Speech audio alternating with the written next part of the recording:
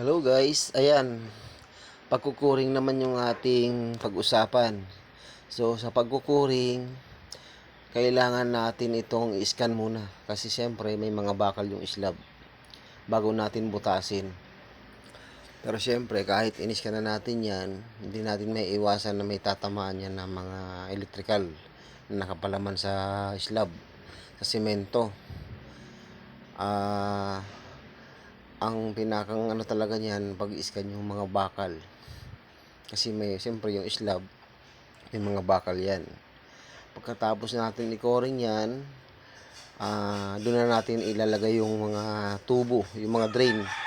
Kasi po itong ginagawa natin is kitchen, restaurant. Kaya meron po talaga ito na na mga drain, toilet, yan. Yan po yung ating ginagawa pagbubutas ng slab.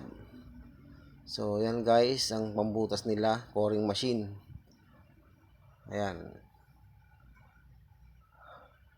Kailangan alalay lang yung pagpupush nung machine.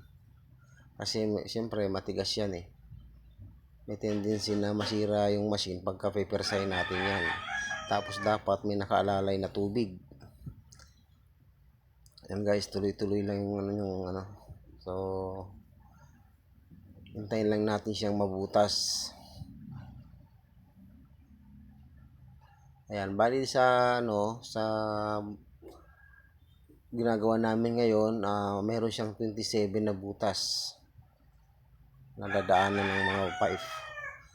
Tapos pagkatapos ng pagbutas niyan, ang papasok naman dyan ay yung mga plumber. Magpa-piping na sila.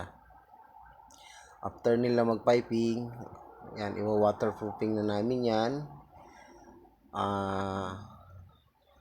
Para hindi naman siya tumagas yung tubig, yung buong kitchen o toilet, kung ano man yung ginagawa namin dyan.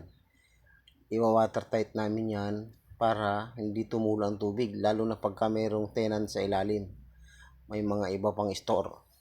Kailangan maging maingat dahil pagka tumulo yan o may madamage sa ilalim, malaking problema kasi minsan mga appliances ang nasa ilalim. Kailangan sigurado yung ating pag-watertight, pag-waterproofing. So kailangan ipa-blood test natin after natin waterproofing. So yan guys, malapit na siyang mabutas. Yan. Tuloy-tuloy lang. So malalim na siya Yan guys, shout out nga pala kay Rene sa nagbubutas. Siya po ay may-ari ng coring machine na yan. So yan guys, butas na. Ayan. So yan, dandahan nila yung tatanggalin. At syempre dapat may tao yan sa ilalim. Kasi syempre pwedeng malaglag yan sa ilalim yung binutas dyan, or else nandun nakapalaman sa loob ng machine.